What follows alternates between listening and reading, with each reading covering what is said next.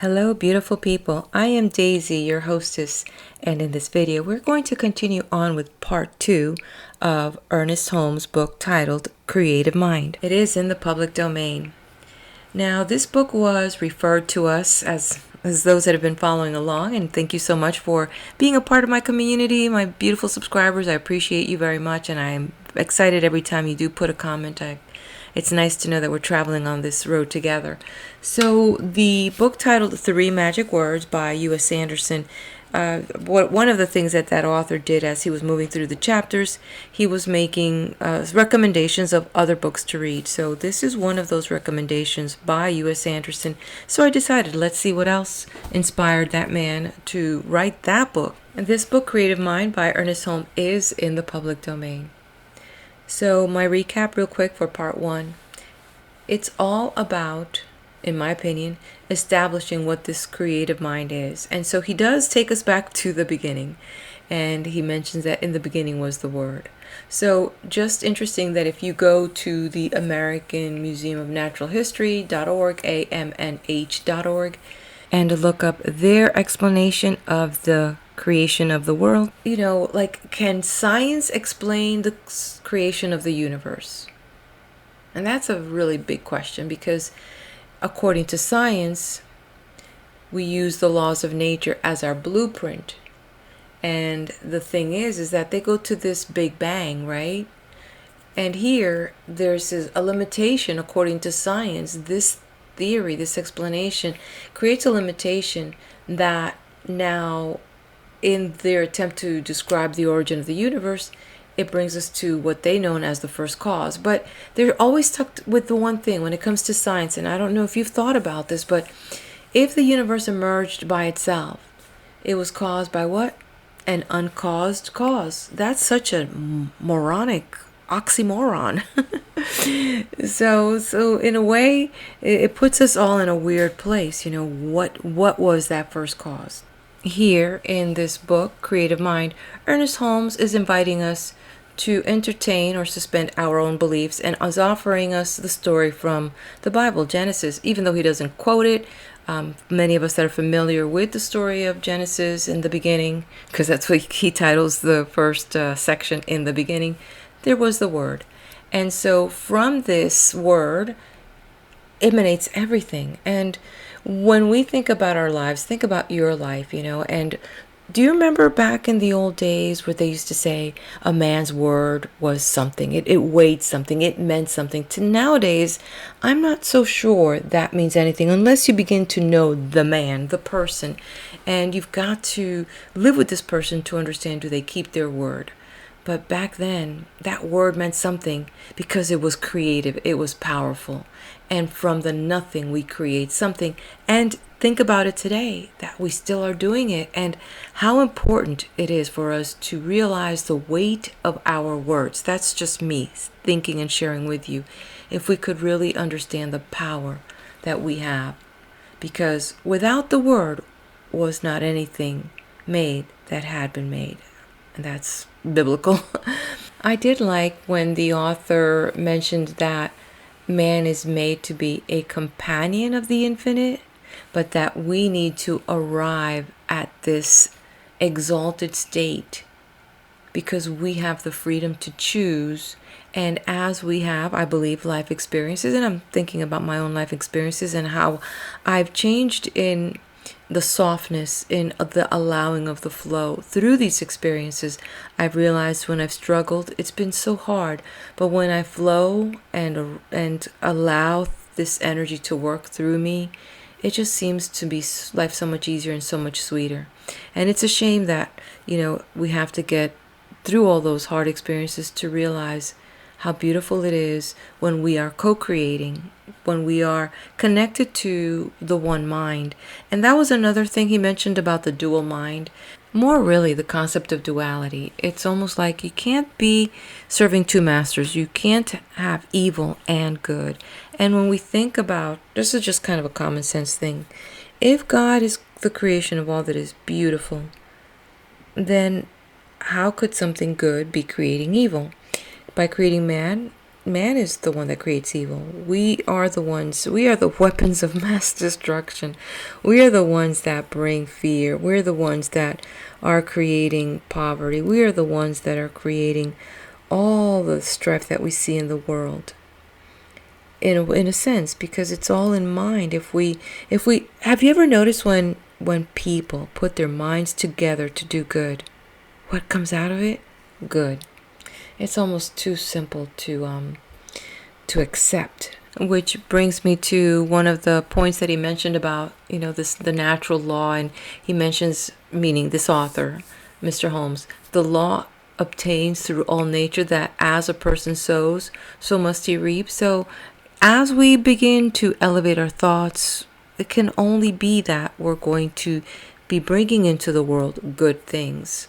And I loved how he said that the word is the only power, that everything must come from it and nothing can stand against it. And we see this example. Just you yourself, go into your life and think about the words that you have used and how they have helped you in your life, or how they have kept you down and oppressed. And it is one of the greatest weapons that we all have. It's the word. We create good things or we create evil things. And it is our shield, as he mentioned. If we stand for the word that stands with strength and beauty and love, it is the most strongest shield against any adversity and limitation. So we are the ones that can emancipate ourselves from the slavery within our own self that we have inside our own self. So it is up to us. How do we want to project the world out? And what are the words that we are choosing? There was a section that the author did not quote, but to me it was familiar from the Bible, where he wrote, "Then the word becomes flesh and dwells among us, and we behold and experience it." And this was in reference to demonstration, but the reference came from the book of John, chapter 1, verse 14. And the author was talking about what is the best method for demonstration, to demonstrate the word being active in our lives. And we do it all the time. It's my belief. We're always speaking. We are speaking words that empower or words that weaken us and take our strength away from us. And the demonstration is quite visible. And you know that to be true. You look at your life and you will see the manifestation of the words you have used. I look at my life and I see that even when I say I'm tired, all of a sudden I begin to feel tired. So I need to make an effort. And he did mention that. He mentioned that clearly by saying that to acquire the larger consciousness is no easy task. Just try that for one day. Try to really monitor your thoughts. And as you're thinking, you're speaking. And as you're speaking, you're being. And that could be a whole chain that we could keep looking into that alone. But that was not the part of this book. This was about the creative mind. And so as I wrap this part up, we're going to go, I believe, into what this author is going to share with us, which is the practice. A way that we can practice so that we can demonstrate this divinity in our lives, that we can demonstrate a living word in our lives, and we can be conscious about that. So I hope that that's what we're going to discover. So sit back. Thank you for listening to my takeaway from that first chapter, or the first part. If you have not heard that book here in my channel, please do visit my book playlist, grab it, and leave your comments. So let's get started as I turn the page. Part 2, Practice. Introduction. The one who wishes to practice metaphysics must first, last, and all the time realize that he himself is a center of the divine activity. He must know that whatever God is in the universal, he is in the world in which he lives. He must know that all things are made out of spirit, which is first cause. Nothing comes before spirit. Operating upon itself out of itself, it makes what it will out of its own perfect desire. He must think of the spirit as the father of his own life, eternally bound to him, eternally binding him to it. He must know that the spirit not only can manifest through him, but that it wishes to do so. The Father seeks such to worship him. The practitioner who understands the truth knows that as long as God exists, he will exist, that he could no more become non-existent than God could. Walking, talking, moving in God, he must not only see the divine being as the great unknown cause, but he must go a step further and see God as the great self-knowing, understanding power of infinite intelligence, thinking through his own thought, and willing into his own life all power and all good. More than this, God must become within his own soul the greater self, the inner life, the inner light that is to light his path with sure step to the attainment of the greater ideals. God is to become the great friend of his life, understanding him and helping him at all times to understand all things.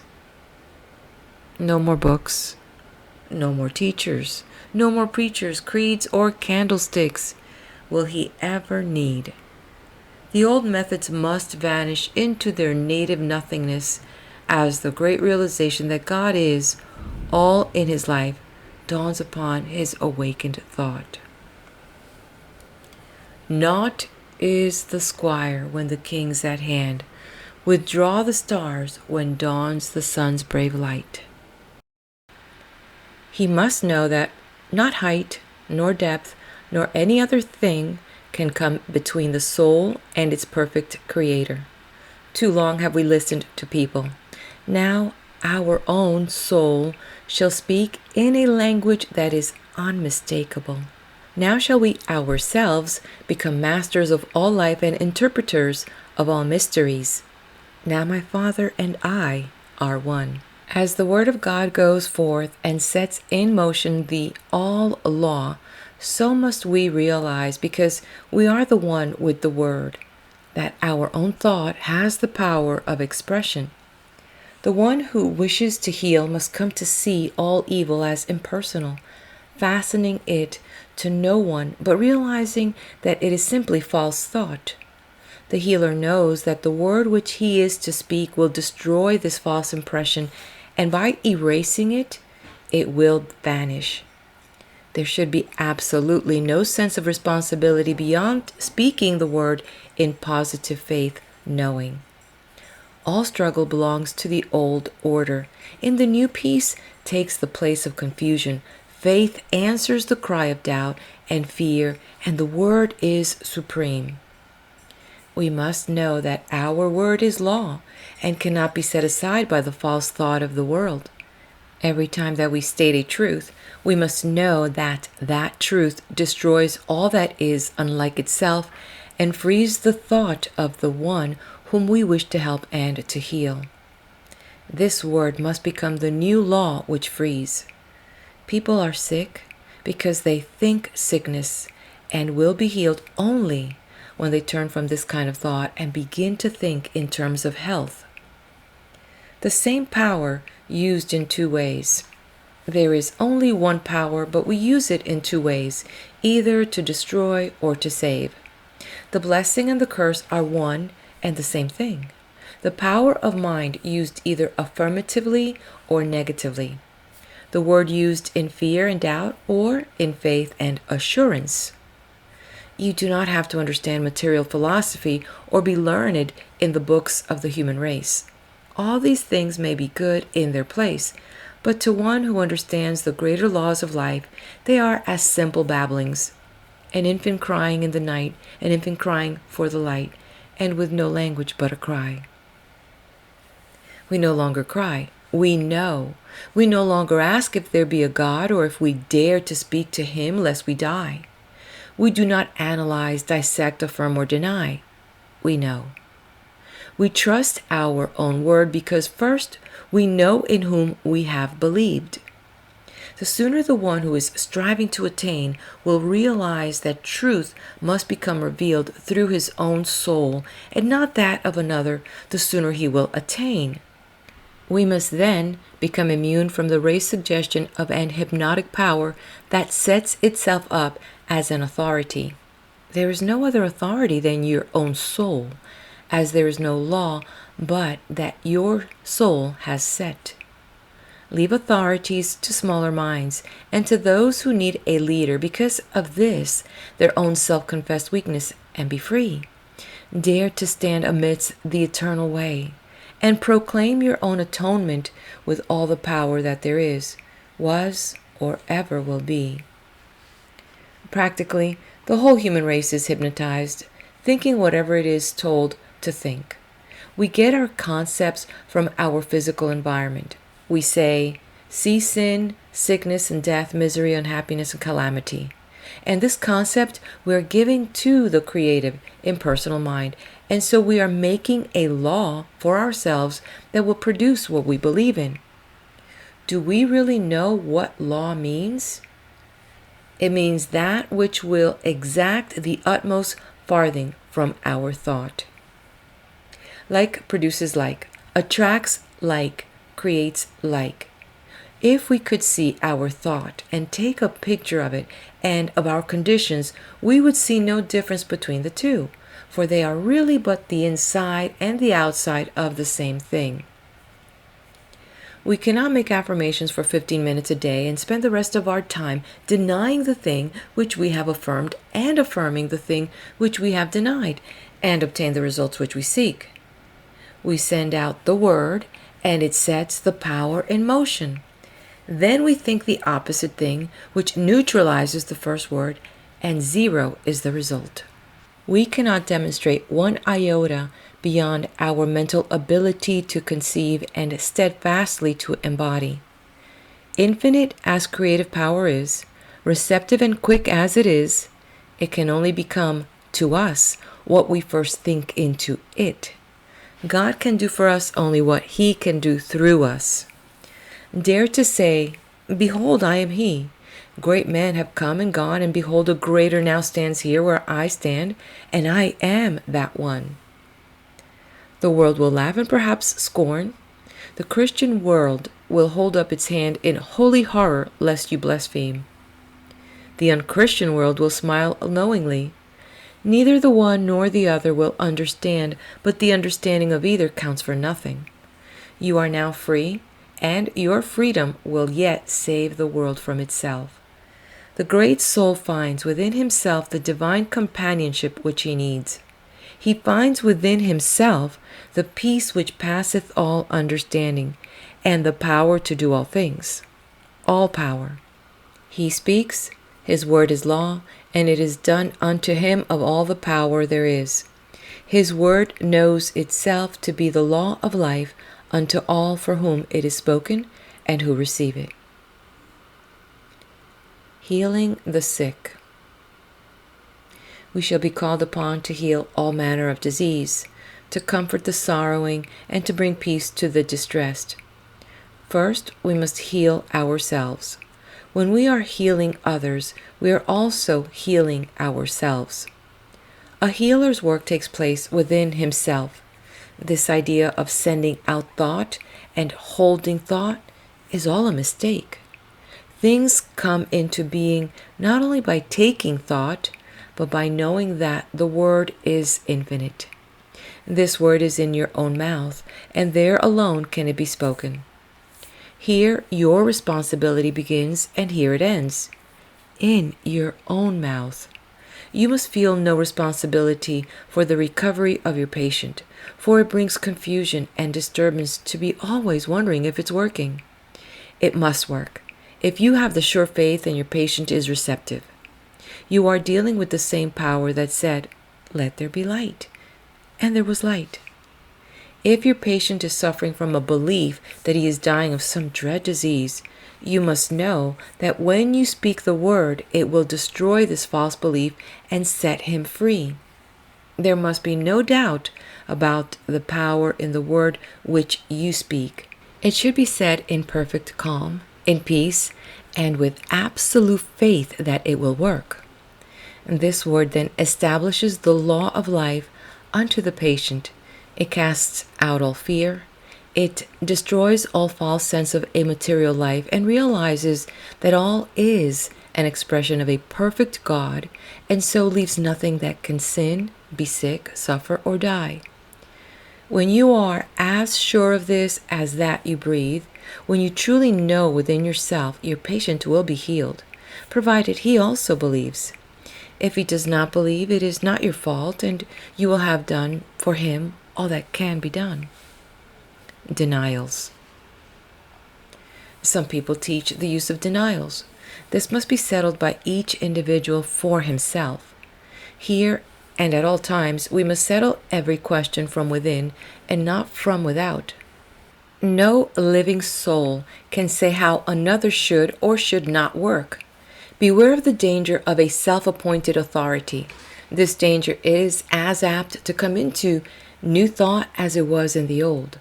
No one is your authority on anything.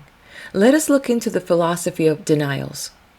We find that many people teach and practice them, and we do not wish in any way to criticize them. Their reasoning is this: all disease is an image of thought held in mind until it appears in the body. It is true that without the ability to think, the human could not be sick. If he thinks a sick thought, it will make him sick. When he changes his thought and thinks health, he is healed. It is taught that since sickness is negative thought, it must be counteracted by a positive thought, and that the best way is to deny the sick and affirm the positive thought. For instance, there is no matter and nothing can be the matter. This person has no material stomach. He is spiritual and not material. His lungs are not made of matter. They are spiritual ideas. I deny that this person can be sick or suffer or die. All this may be accurate. The person is a spiritual idea and so must be perfect in his real nature, but there is a question if this is the better way. When we look into the creative way of the Spirit, we find it impossible for denial to enter, as the Spirit recognizes no opposite to its own nature. It knows that I am, and beside me there is no other. The Spirit does not deny anything. It simply affirms itself to be that which it desires to be. Seeing and recognizing no opposite to itself, it finds no need of denial. Indeed, this thought need not enter the mind. If we are working with the Spirit, we need not deny, but state the affirmative attitude of mind, realizing that we are dealing with the only power that exists. There is a subtle danger in using denials. We may deny to such an extent as to erect a barrier or build a mountain to overcome. Once realize that God makes things out of himself simply by speaking, and you will never again use denials and treating. All that needs changing is the false thought, and by affirming that your word destroys everything but itself, you will embody all that a denial could.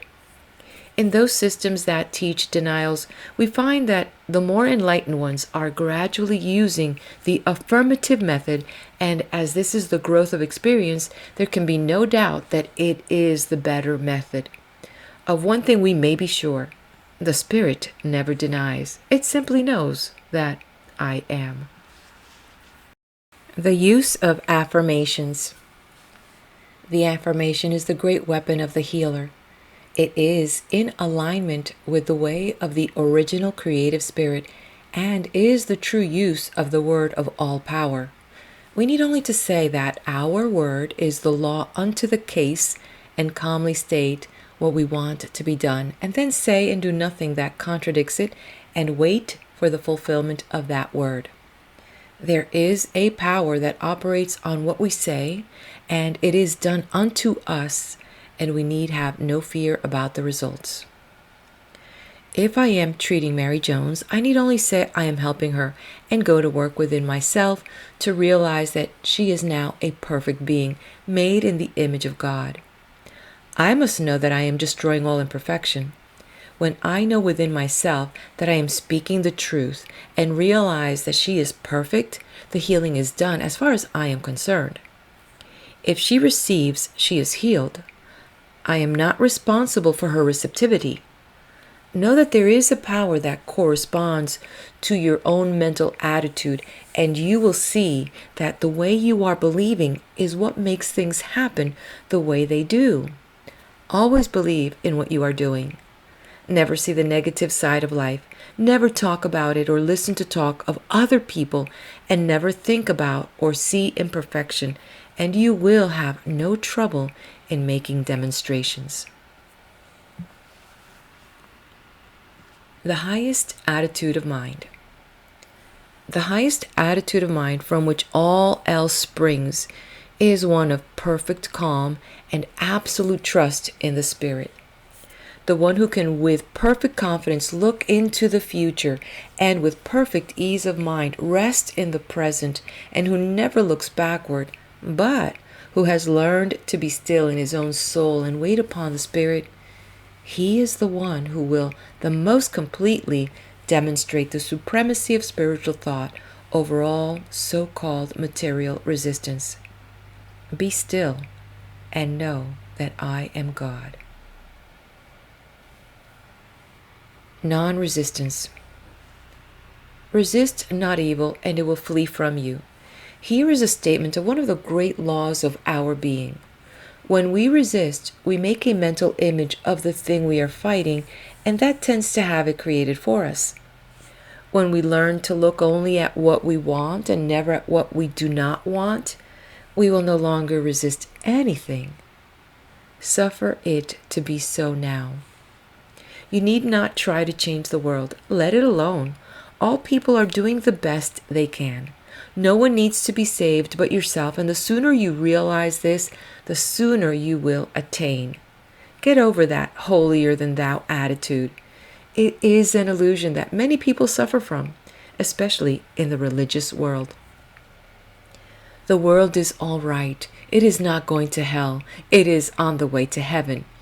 It is getting good so fast that in the process many things are being overturned and confusion appears to be on the surface. A great change is taking place, and on the surface the results are as yet a little mixed, but underneath the power is at work destroying all unlike itself.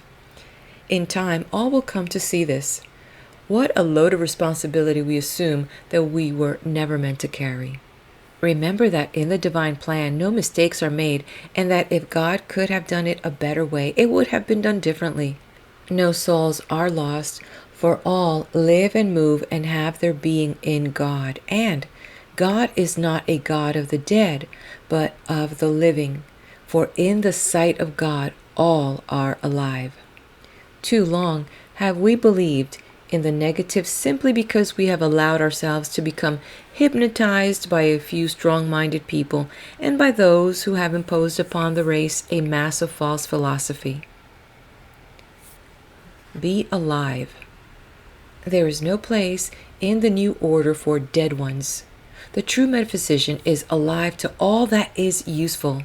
Filling his place in the events of the human race, he takes in all its labor and in all its fun. Pessimism must be relegated to the scrap heap. There is no place among the living for the dead. Let the dead bury their dead. Follow thou me. Do not hesitate to enter into the game of life, but do so with a zest and an enthusiasm that overflows with life. Fill yourself with the radiance of a life running over with power and usefulness. Then shall the world see your light. People in New Thought above all others should enter into the business world, into educational vocations, into politics, into every walk of life, and there prove before a waiting world, tired of itself, that a man's a man, with this difference, not a son of a man, but a son of God. Be happy. How can we hope to make the world see the right way unless we overflow with joy? The world has now too many sad faces. We see them everywhere, that resigned look that seems to say, one rebuff more or less makes no difference. I'm already so sad that nothing matters. I can't bear it. This was all right when we thought everything was all wrong, but now we know that all is well with the world. We must get over this depression which robs us of the power of attraction, of the good things of life, and enter in. The man who is always glad will surround himself with people who are happy, and life will be a continual enjoyment. This robs no one. It does not make a race of irresponsible people. It makes a world of joy, a world that is good to live in. No one wants to associate with the dead. People are looking for a more abundant expression of life, not for depression and fault-finding. Find fault with no one, and more than this, find no fault with yourself. Get over the thought of condemning people and things. People and things are all right. Let them alone. Enjoy life. Your very atmosphere will cheer and uplift the people who contact you, and a new life will enter into them. Overflow. Quote, "As it's given me to perceive, I almost certainly believe. When a man's glad plumb through, God's pleased with him, same as you." End quote. Live in the present. Life is for us today. There will be no change for tomorrow unless we do the changing today. Today we are setting in motion the power of tomorrow. Today is God's day, and we must extract from it what of life we are to live. Tomorrow, in the divine course of events, will care for itself.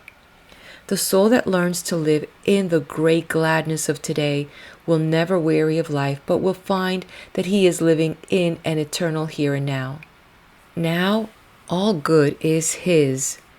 Now, all life, truth, and love are his. Now, he has entered in, and the good things of life are his today. Lord, for tomorrow and its needs I do not pray. Make me to do thy will just for today. Let your soul sing today, and the song that comes tomorrow will be all the sweeter, will ring out over the vistas of time with an unmistakable clearness. Here is a soul who knows himself and has found life within himself, who has met God today. No more waiting, no more longing, no more weary roads to travel. He has arrived. The goal is won, and peace has come at last, today. See the good in all things. Learn to see God in all manifestation, in all people, through all events. The ordinary person sees only the lump of matter. Not so with the awakened soul. He sees in all things the divine mind at work, molding out into expression what it feels itself to be of life, of color, of form, and beauty. There are some illusion ones who claim that what we see is all false, and that the so-called material universe is an unreality. What a mistake! What we see is the body of God, full, free, complete, whole. A primrose by the river's brim, a yellow primrose was to him, and it was nothing more. He never saw the idea behind. It was seen only as matter. Matter, yet what he could have seen was God's thought of himself coming out into wonderful beauty and color and form. The infinite one manifesting in an infinite variety of forms. What do you see when you look upon the human form? The crowning glory of God's perfect creation? Matter? Flesh, blood, and bones? Indeed, these may be passing into expression, but what of the idea? What of the reality of the body? This body of ours is as real as God is real. It would not be if it were an illusion. The very touch of the flesh should send a thrill through the whole body, bringing up its vibration to a higher pitch, to a finer form. The body is not one mass of pollution. It is the temple of the living God, and should be so thought of. Too long have we condemned it, and now we must free it by reversing the process. Of all things on earth, the human body is the most beautiful, the most wonderful, and the most godlike. If you do not love your brother, whom you have seen, how can you love God, whom you have not seen? Human magnetism is not hypnotism. It is the divinity of the humanity in expression, and when we learn to convert human passion into divine love, to transmute the lower into the higher, we shall have with us a power of attraction against which nothing can stand. He who hath ears to hear, let him hear. When we behold a beautiful sunset, we should see the wonderful thought of God, the radiance of His presence. In the strength of the hills, we should see the strength of the Spirit, and seeing all things as spiritual ideas, we should learn to love them because God has made them and given them to us to use. The soul who in ecstasy can rush up to a tree and embrace it realizes more of God than all the bigoted priests who have ever lived. The one who can sniff the ocean breeze with delight feels the presence of the divine being more keenly than does the one who kneels in despair before an awful God of justice. Learn then how to appreciate nature and nature's God. Spend much time in the outdoors. Look up at the stars. Let them be your companions. Tread the pathless ways of the trees and the giant forests, and see God in everything that you look upon, the God of the everywhere. Be expectant. Expect the best to happen. Don't sit around waiting for trouble. Have absolutely nothing to do with it. It is no part of the divine plan. It is an illusion of the material sense. One who has learned to trust will not be surprised even when he finds things coming from the most unexpected sources. All things are ours to use and then let go of. What more can we ask? We want nothing that we have to keep. Things are to use, not to hold. Expect that everything is to come your way. Be content and cheerful if you wish to attract from out the store of the infinite. Open up your whole consciousness to the greater possibilities of life. Line up with the big things. When you speak the word, expect it to happen. Know that it must be as you say. This will not be fooling yourself. It will simply be using the law as it is meant to be used. Expanding our thought. All things come to us through the use of our thought. If we have a small concept of life, we will always be doing small things. First in the creative series is the word, but the word carries us no further than our consciousness back of it. Unless we are constantly expanding our thought, we are not growing. Growth is the law of life, and it is necessary. We cannot stand still. If you want to do a new thing, get a new thought, and then you will have the power of attraction, which has the possibility of drawing to you the circumstances which will make for the fulfillment of your desires. Get over the old idea of limitation. Overcome all precedents and set yourself in the new order of things. If you want to build a railroad, you will never do it unless you get over the idea that the most you can hope for in life is to sell peanuts. Let the people sell peanuts for a living who think in the terms of peanuts. Get out of the rut. God has created you for a glorious future. Dare to fling out into mind the greater assurances about yourself. The power of a treatment. Treatment has as much power as we put into the word which we speak when we are giving it. This does not mean screwing up our mind or using our willpower or using force from the material standpoint. It means simply knowing that what we say will be done unto us of a power which can do anything that is given it to do. We must know that our word breaks down every material law and sets the patient free to express God. We must know that the word would endure even though all else should fail. Heaven and earth will pass away, but my word will accomplish. In calm confidence and perfect faith, speak and wait upon the perfect law. Get that mental attitude that never wavers.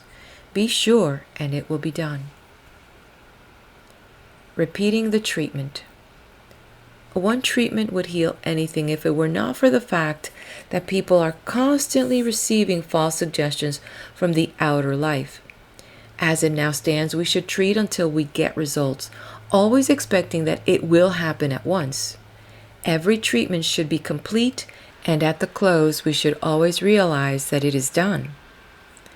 The word spoken once from the mind that knows is immediately taken up by the mind in which we live, and this mind begins to create around the word, which is the seed, the thing thought of. We must speak that word with authority. There can be no wondering if it is going to work. When we plant a seed in the ground and water and care for it, we never doubt but a plant will spring into being. So it is with the word. It is acted upon by some power which we do not see, but that the power is there. There is no doubt, since all who go about it gets results. As Thomas Edison says of electricity, it is, use it. So we say of mind, it is, use it. Always remember that your every thought is the way that you are treating, since it is the way that you are thinking. Impersonal healing. The very presence of one that understands the truth will have a great power of healing.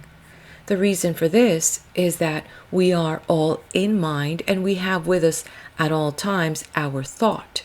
And since all manifestation is the result of mind in action, and we are thinking beings and are always causing mind to act, the very presence of our thought will have some power to act upon whatever we are thinking about.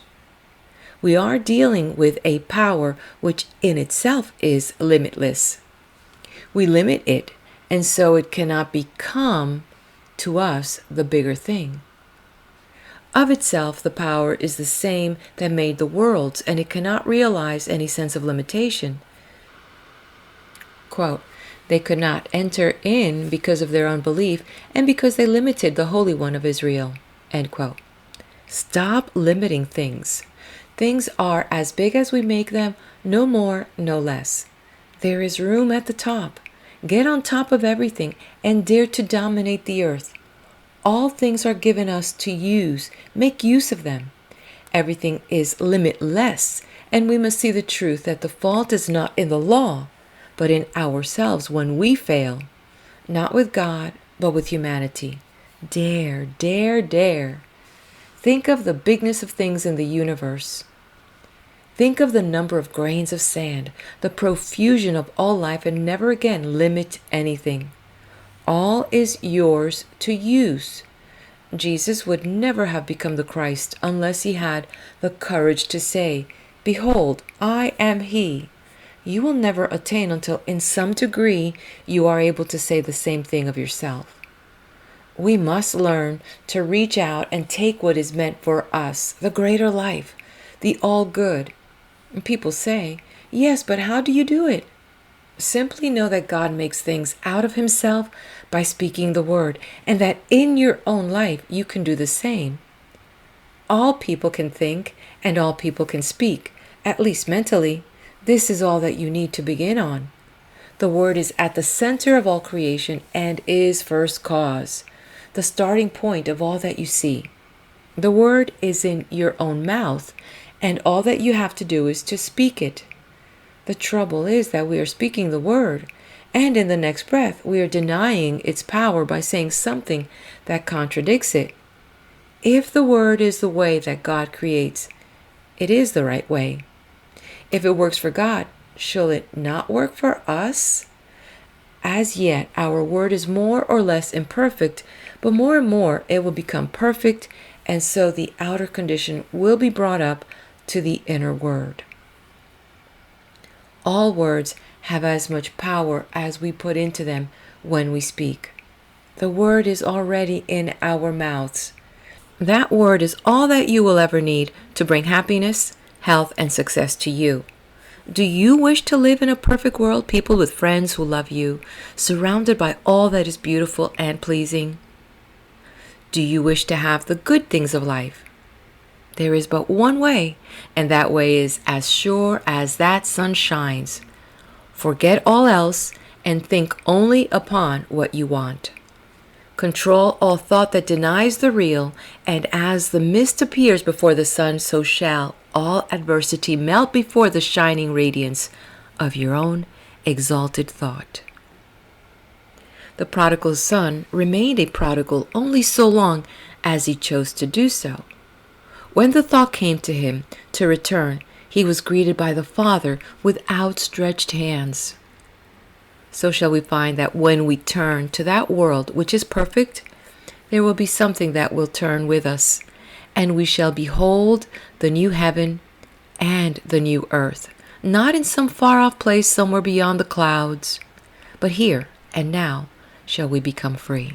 We must do away with all that hinders the true growth, all the little thoughts that hinder us from becoming.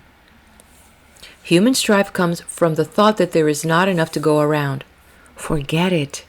We cannot use even what we see, and what we do not see is infinite. You will rob no one by becoming prosperous, and the laws that underlie this state of being are simple and easy to understand and not hard to attain for the one who is willing to let go of the negative state of being. Prosperity. Here are a few simple rules for prosperity that are as sure of working as that water is sure to be wet. First, remember that nothing happens by chance. All is law, and all is order. You create your own laws every time you think. There is something, call it what you will, but there is a power around you that knows and that understands all things. This power works like the soil. It receives the seed of your thought and at once begins to operate upon it. It will receive whatever you give to it and will create for you and throw back at you whatever you think into it. This means that the practitioner should be very careful how he is thinking at all times. Not alone is the moments of the deeper silence are we treating our patients, but perhaps more than this, we are treating them in an impersonal way at all times. When we take a patient into our thought for a treatment, there will be a constant stream of consciousness flowing out to him during all the time that he is in our care. We should be very careful of our thoughts as we realize the deep truths of mental action and reaction. What is true spirituality? Many people have asked this, and as many have answered it. I do not pretend to know more about this all-important topic than others, but to the thinking person who has come to realize that all is love, yet at the same time all is governed by law, there must be a different answer given than the one we ordinarily hear.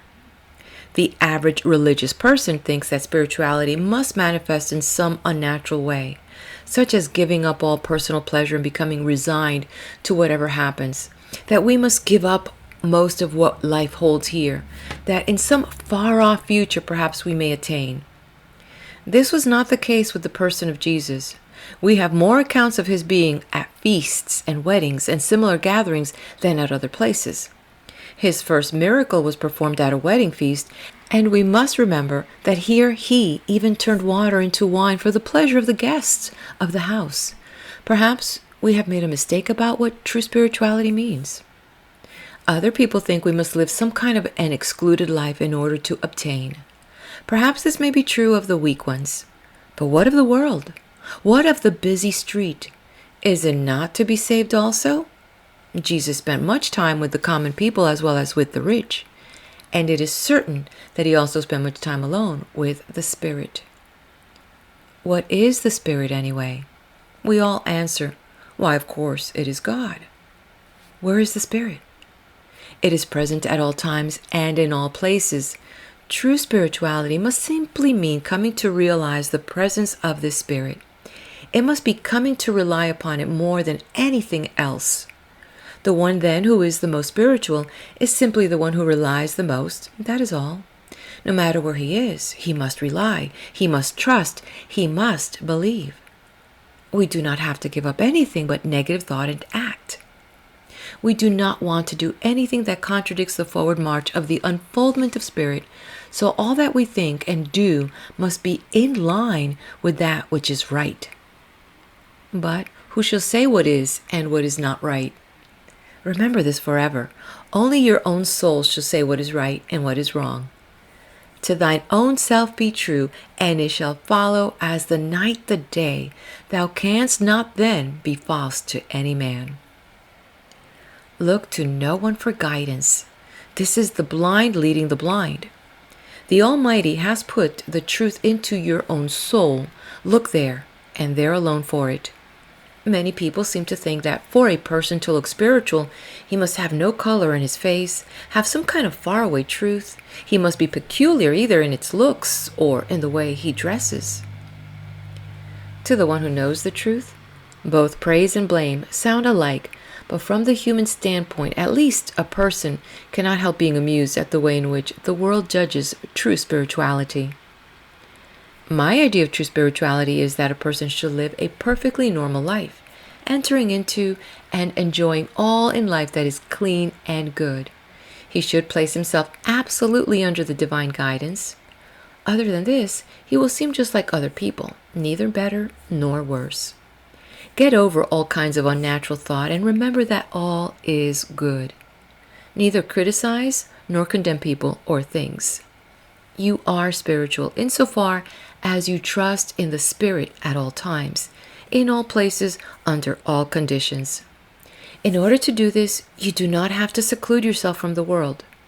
To do so is an open confession of your own weakness and lack.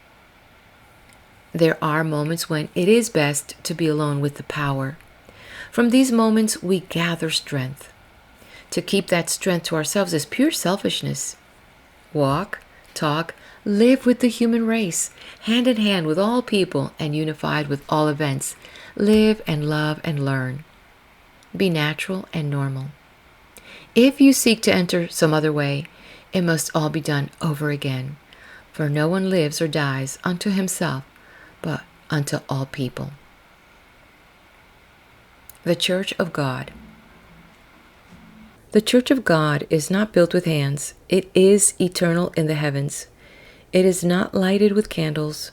Its dome is heaven, and it is lighted by the stars of God's illumined thought, and each member in his separate star shall draw the things as he sees it, for the God of things as they are.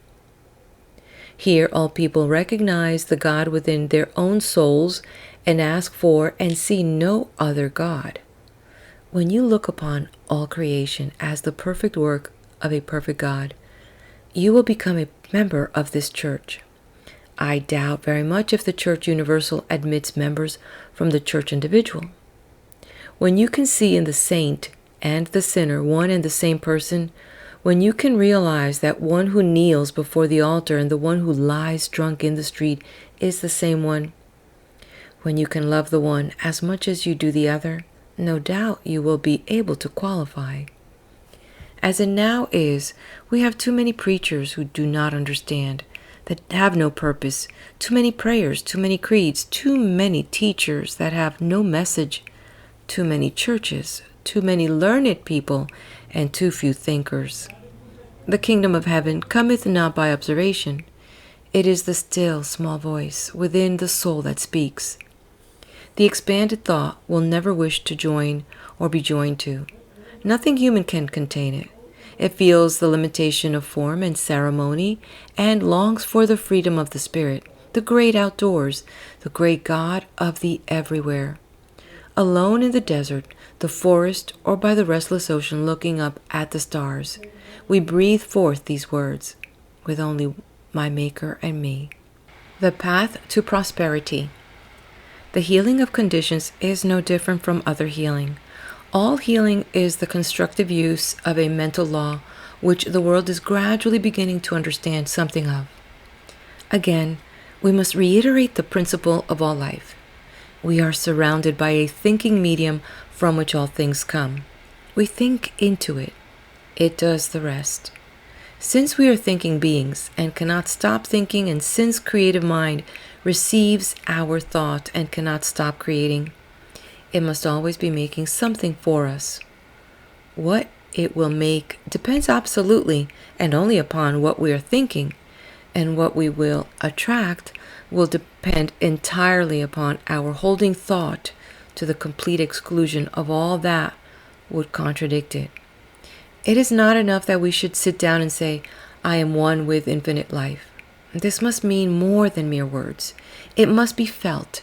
It must become an embodiment of a positive mental attitude. It is not claiming something to be true which is going to happen. It is not sending out an aspiration or a desire or a supplication or a prayer. It must be the embodiment of that which knows that now it is. This is more than holding a thought. Our ability to attract will depend upon the largeness of our thought as we feel that it flows out into a great universal creative power. We are dealing with the form in thought and not with the form in matter. We have learned that when we get the true form in thought and permeate it with the spirit of belief, we will see the thought made flesh without any further effort on our part. Thought can attract to us only that which we first mentally embody. We cannot attract to ourselves that which we are not. We can attract in the outer only that which we have first completely mentally embodied within, that which has become a part of our mental makeup, a part of our inner understanding. A man going into business will attract to himself that which he thinks about the most. If he is a barber, he will attract people who want to be shaved or have their hair cut. If he sells shoes, he will attract people who want to buy shoes. So it is with everything. We will not only do this, but we will also attract as much of anything as we mentally embody. This is apt to be overlooked in the study of metaphysics. It is not enough to say that we attract what we think, we become what we think, and what we become, we will attract. Do not become merely sentimental about this. Your life is governed by more than a sentiment. It is governed by law, something that cannot be broken, something that picks up every mental attitude and does something with it. This fundamental proposition of the law should then work out into our conditions. Always remember that it does just as we think. It does not argue, it simply does the thing as we think it. Now, how are we thinking? Never ask a patient how he is feeling.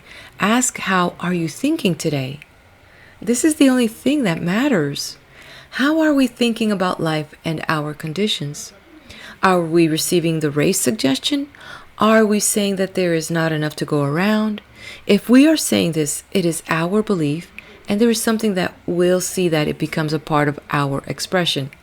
Most people, through ignorance of the higher laws of their being, are suffering from the thoughts imposed upon them from a negative and doubtful world. We who are claiming the use of the greater law must emancipate ourselves from all sense of limitation.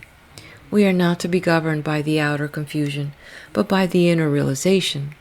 We are to judge life not from the way that things in the past have been done, but from the way that the Spirit does things. The way of Spirit. Again, let us say that the Spirit creates by becoming the thing that it thinks. There is no other possible way in which it could work. Since it is all and there is no other, the thought of opposing forces never enters into its mental working. When we are judging from the outer, we are not working in line with the power that we should be using. We must come to see that there is only one power, and that we are touching it at all points, for there is not a power of poverty and a power of prosperity. There is the one becoming the many. It makes and it unmakes that a higher form may appear to express through it. All that is not in line with its forward movement will soon pass away, for it recognizes no opposite. As far as we are concerned, what we are and what we are to become depends only upon what we are thinking. For this is the way that we are using creative power. The sooner we get away from the thought that we have to create, the sooner we will be able to work in line with the Spirit. Always we use, we never create anything. The united intelligence of the human race could not make a single rosebud. It does not know enough. But our slightest thought, adrift in mind, causes the same power that makes all things to create for us. The great error of the race is and always has been that people have thought to give a physical reason for things.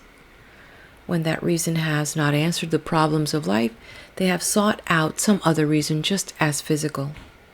The fact that they are all wrong is shown in that every generation has found a different reason.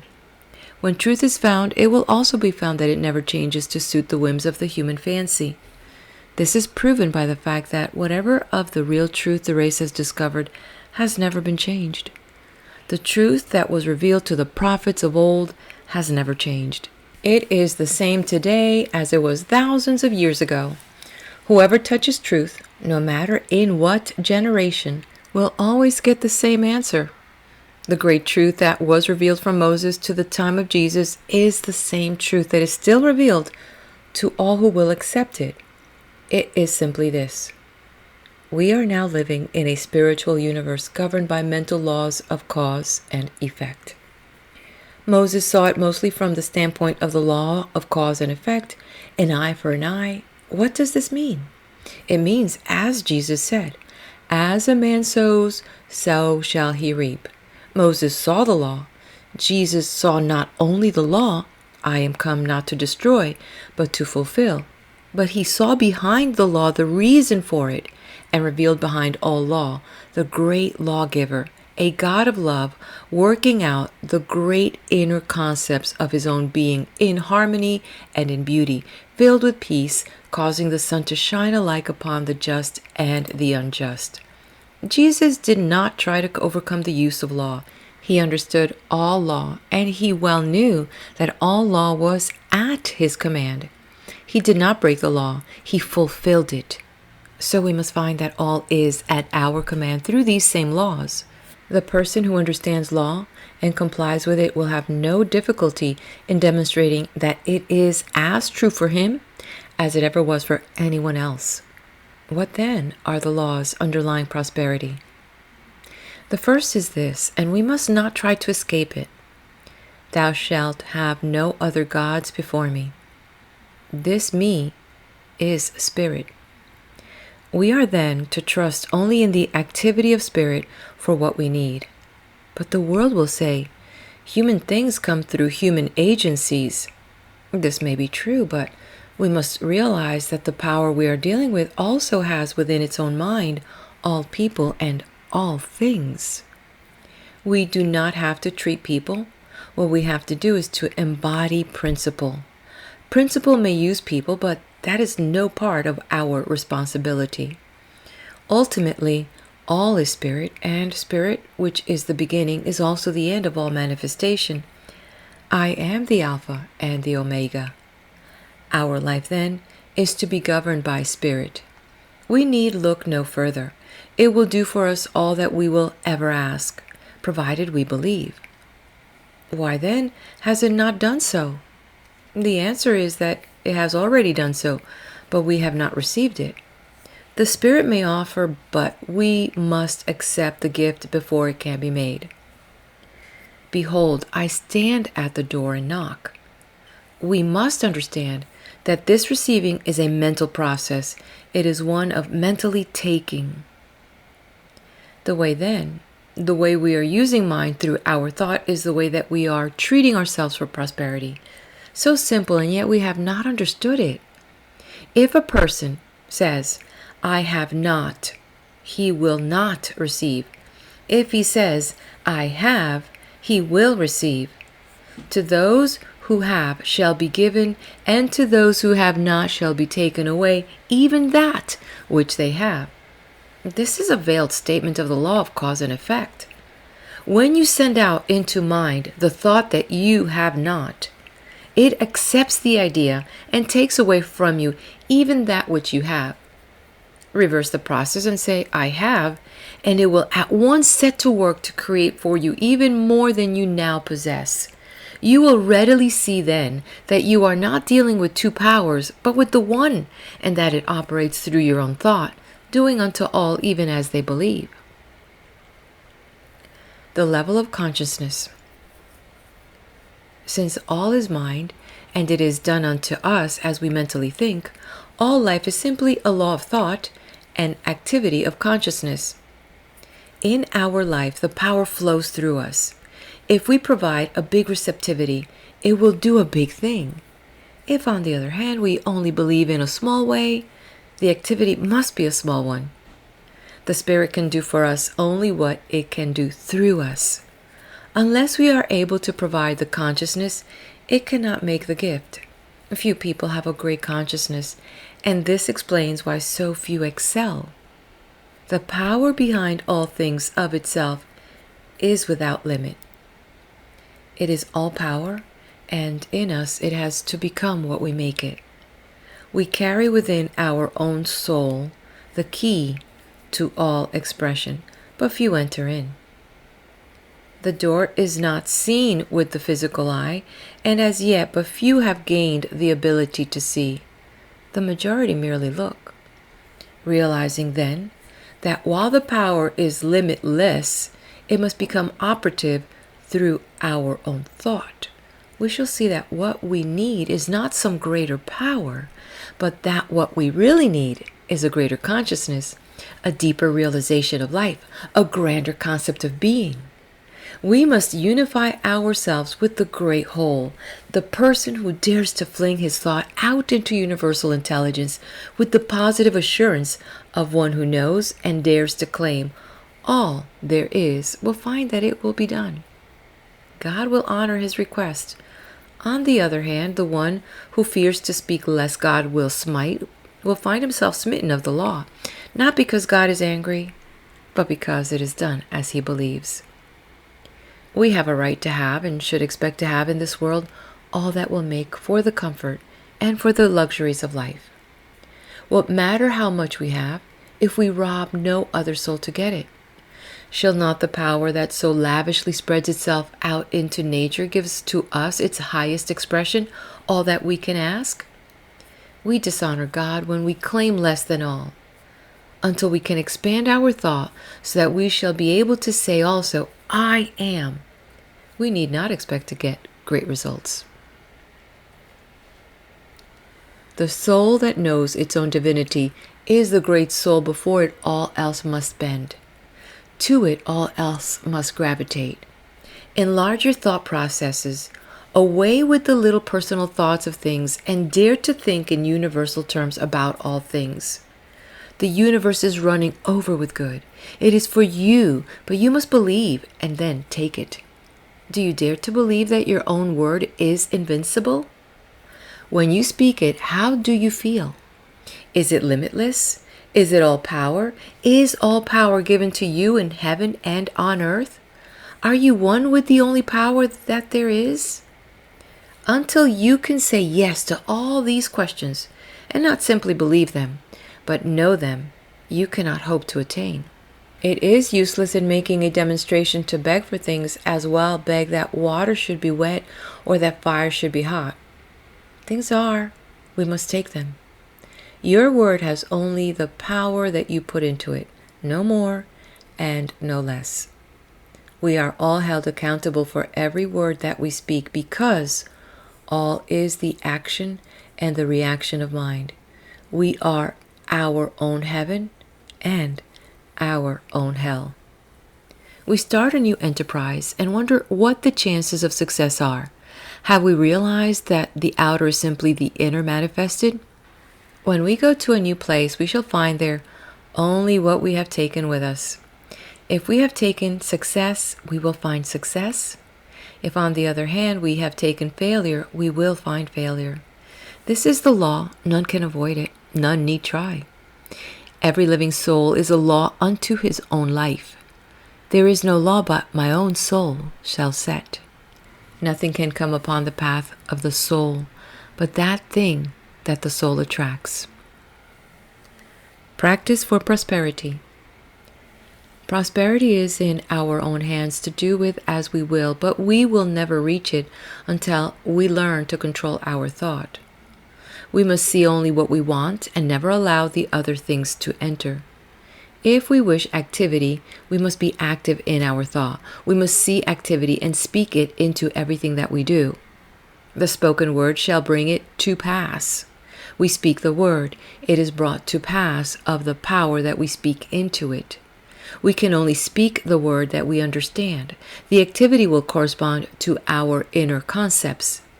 If they are large, the results will be large. The thing to do is to unify ourselves with all the biggest ideas that we can compass, and realizing that our ideas govern our power of attraction, we should be constantly enlarging within ourselves. We must realize our at-one-ment with all power and know that our word will bring it to pass. We speak the word, it is brought to pass. As consciousness grows, it will manifest in enlarged opportunities and a greater field of action. Most people think in the terms of universal powers. Feel that you are surrounded by all the power that there is when you speak, and never doubt, but that what you say will spring into being. We should speak right out into mind all that we desire and believe that it will be done unto us.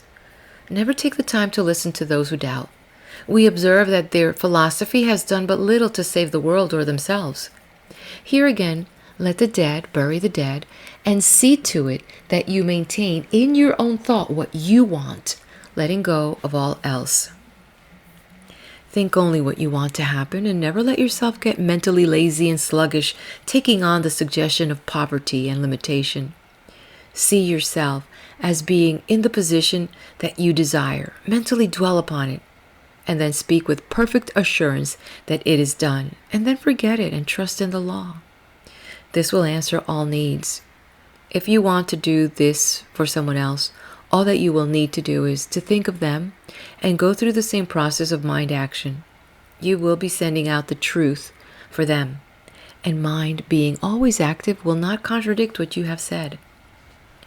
Remember that you cannot hope to get results unless you keep but the one idea, and do not mix thoughts in your mind. All is yours, but you must take it. The taking is always a mental process. It is believing absolutely. This is divine principle. Conclusion. Principle is simplicity, yet it is infinite. It is infinite mind and manifestation of mind. We live in a spiritual universe governed through thought, or the word which first becomes law. This law creates what we call matter. Jesus Christ discerned the truth about spiritual principles more than any other person who ever lived, and he proclaimed the eternal reign of law and understanding, absolute, complete, perfect, and he found that law to be operative through his own thought and the power of his own word. And when you and I shall cease looking outside ourselves to any person, and shall realize that whatever truth and whatever power we shall have must flow through us. When we begin to interpret our own natures, we shall begin to understand God and law and life, and not until then. We live and move and have our being in what we call an infinite mind, an infinite creative mind, also infinitely receptive, operative, omnipotent, and all-knowing, and we have learned that this mind presses against us on all sides, flows through us, and becomes operative through our thinking. The human race, ignorant of the laws of this mind, ignorant of the power of its own thought, has through its ignorance misused and abused the creative power of its thought and brought upon itself the thing it feared. This is true because all thought is law, and all law is mind in action, and the word which you speak today is the law which shall govern your life tomorrow. As the word which you spoke ignorantly or innocently, consciously or unconsciously yesterday, is absolutely governing your life today. As metaphysicians, then, we are not dealing with a material nor denying a manifest universe, but we are claiming that the manifestation is the result of the inner activity of the mind, and if we wish for a definite manifestation, we must produce a definite inner activity. You and I, then, are not dealing with conditions, but with mental and spiritual law. We are dealing with the power of thought, the power of mind, and the more spiritual the thought, the higher the manifestation, the more our reliance upon what we call God, the greater the power. It is the new education because it strips all the false from the old belief and reveals the individual. It is the new age because as sure as God is, it will usher in and express the perfect life, the revelation of this truth and our ability to use it, and it is your own fault when you know this and do not prove it. If, knowing the infinite power flowing through you, you still remain sick and unhappy, miserable and poor, my friend, it is your own fault. Do not blame God, do not blame humanity, and do not say it is of the devil. It is your own fault. Every time you say, I am, you are recognizing the eternal infinite presence of omnipotent power within yourself, which is God operating through your thought, and that is why you bring upon yourself the thing you fear, and why you bring to yourself the thing you want. When 51% of your thinking is health and life and power, that day the 51% will swallow up, erase, kill out the rest. The day you, as an individual, through 51% of your thought, pass beyond the perception of limitation, you will draw out of the universe everything you desire. Poverty will desert you, and you will be emancipated forever. The day you think 51% of happiness, misery shall depart and never return. Is it not then worth your time and your effort, and should it not be the greatest purpose in the life of any awakened soul so to depict this principle as to emancipate himself? The way can be shown, but each individual must himself walk the way. We are so bound by suggestion and hypnotized by false belief, so entangled by the chaotic thinking of the world, thinking which is based upon the principle of a dual mind, that we become confused and are not ourselves. Wake up! Your word is all-powerful. Your consciousness is one with omnipotence. Your thought is infinite. Your destiny is eternal, and your home is everlasting heaven. Realize the truth. I am living in a perfect universe. It always was perfect and always will be perfect. There never was a mistake made. There are no mistakes being made, and there never will be. I live in the great and eternal universe of perfection, from cause to effect, from beginning to end. And the world's all right, and I know it. Majestic and calm, waiting with eternal and divine patience, the great principle of life is ready to give to us all that it has. And while we listen and wait, we will cast from us everything that hinders its complete expression through us. We will let go of all struggle and all strife and be at peace with life. Perfect peace to the soul as we rest in the realization of our unity with all that there is, was, or ever will be, one with the infinite mind. All the power of the Spirit is working through our thoughts as we believe and receive. Now we will ask for and take that thing which we desire. It is done. It is complete, now and forever. Perfect life, perfect healing, perfect harmony, divine guidance, infinite strength, and joy forever. Questions and answers. What is truth? The truth is that which is. It is all that is, as there cannot be something and nothing, so the truth, being that which is, must at the same time be all that there is. Where is the truth? If the truth is all, it must be everywhere. Being all, there is no other substance to divide it with. Being undivided, it is everywhere present. All truth, which means all power, must be present at all points, or at any given point, at any and at all times. Has the truth changed? A substance cannot change unless there is something for it to change into. Since the truth is all, it cannot change, for there is no other thing for it to change into. Whatever is the truth, then, has never changed. Is the truth, or that which is, one or many? It must be one, since it is all. Is the truth conscious? Yes, man is conscious. We could not be so unless truth or life were conscious. Man's self-consciousness proves the self-consciousness of life, or truth, or spirit. Like produces like. What comes out of life? Everything that is comes out of life. If life is all, then it follows that all that is some form of life. How does life make things? Being all, it must make things out of itself. It must operate upon itself. Through itself and out of itself must make all that is made. Being conscious, it must know that it is doing this. What would we call this inner movement of life? The inner movement of life or consciousness we would call thought, or the self-knowing of life or spirit. Then the universe and all that is a part of it comes from thought? Yes, everything comes from thought. Do we not see a visible world that seems to change?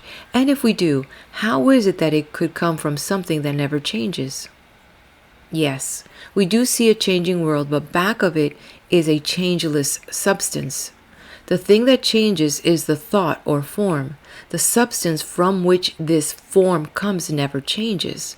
It is one and undivided and takes form through thought in all things.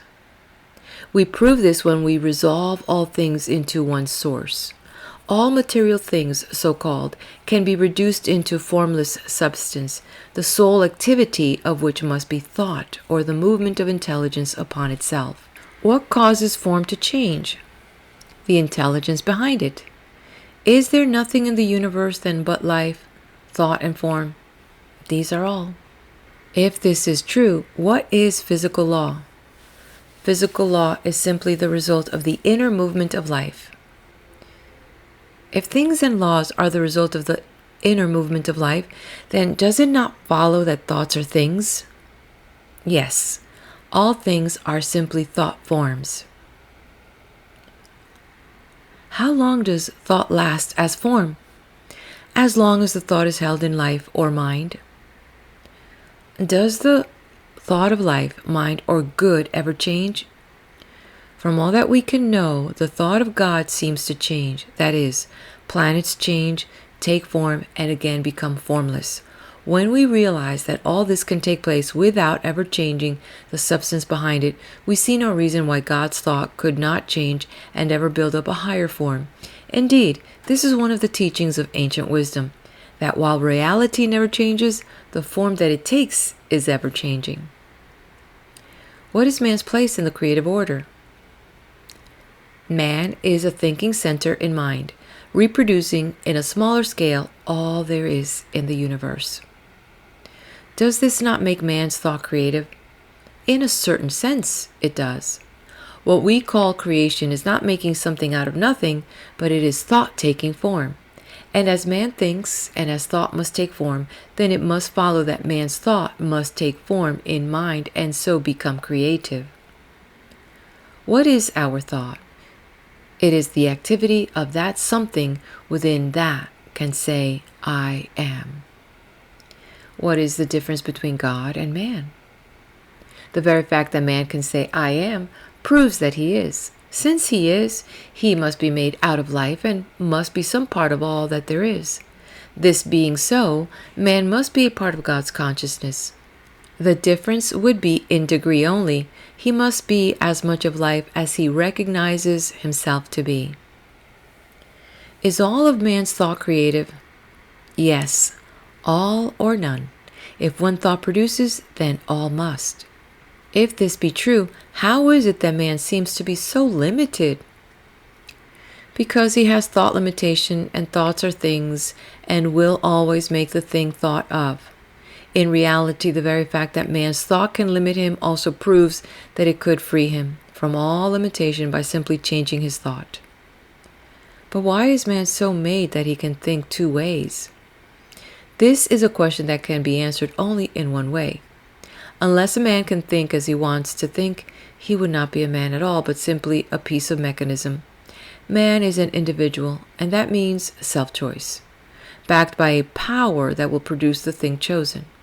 In discovering himself, man chooses many things, uses them, and passes to a higher choice, ever ascending in the scale of being. As fast as he chooses, he experiences that thing which he thinks about. What is evil? Evil is the result of a lack of clear seeing, based upon a belief in two powers and limitation, and what we call sin is the result of man's struggle to find himself. If this be true, why could we not at once begin to change our whole life by first changing our thought? We could. We would not be changing real substance, but we would be changing the form that it takes through our thought. All that we can change is the form of thought through which experiences come to us. What is the limit of man's creative use of mind? Man is limited by nothing but his own thinking, by his mental ability to conceive.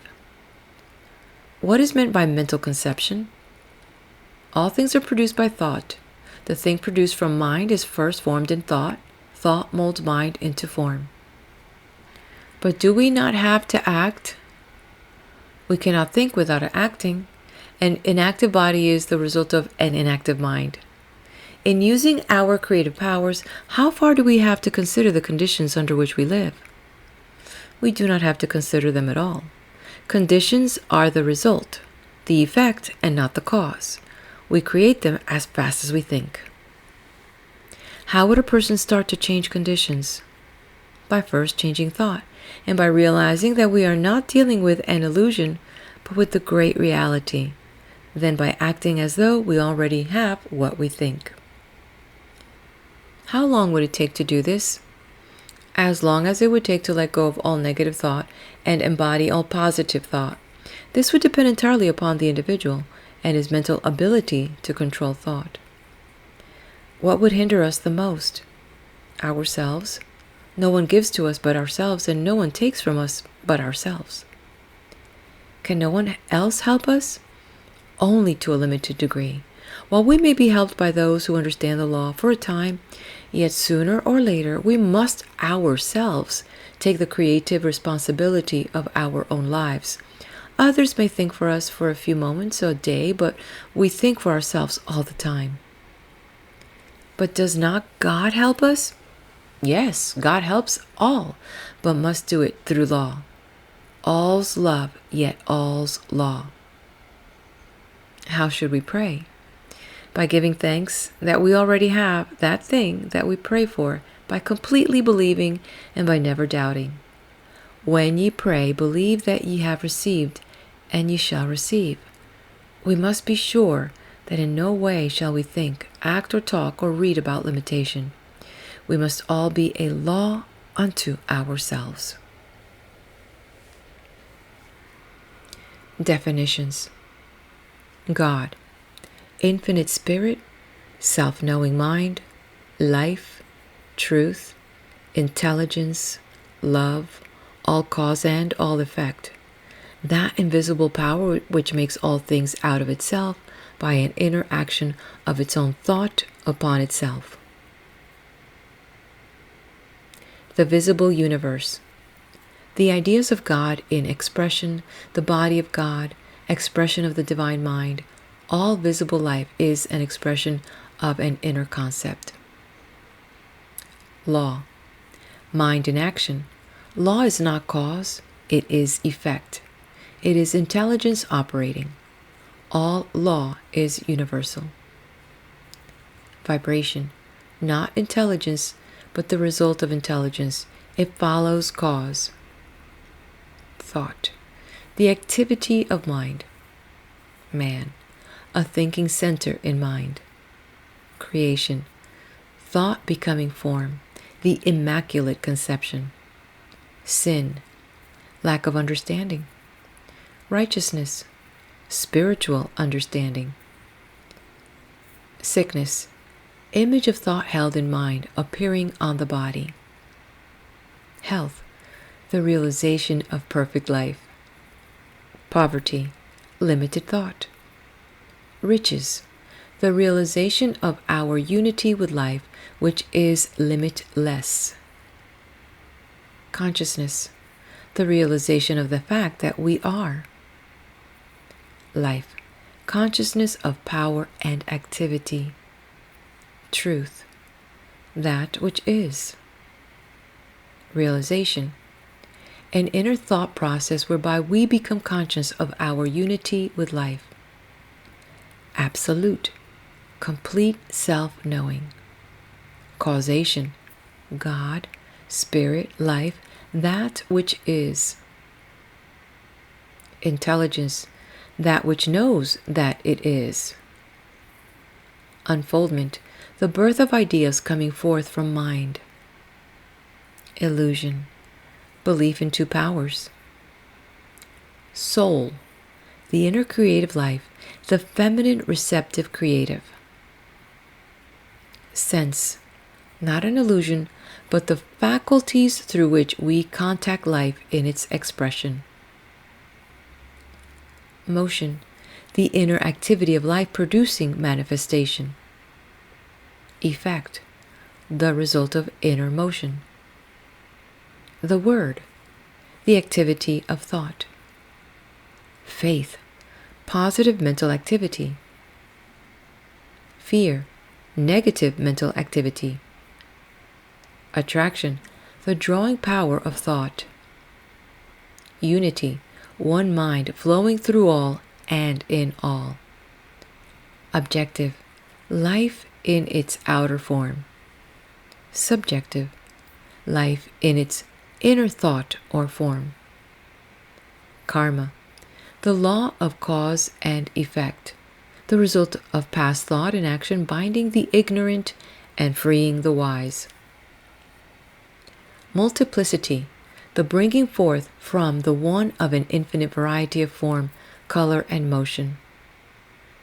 Treatment, the mental and spiritual activity of thought for a definite end. Demonstration, the result of correct thought. Heaven, the atmosphere of correct thought. Hell, the atmosphere of false thinking. Peace, mind resting in the realization that it is all. Poise, an inner calm which never fears. Power, the result of the union of peace and poise. End of part 2, and also end of the reading of the book titled Creative Mind by Ernest Holmes. Thank you so much for joining me. Before you head out, do hit that like button, subscribe to the channel. If you believe that you have a friend that could benefit from this, please do share, and we'll meet each other at the next video here on my channel, wherever that may be. Be blessed.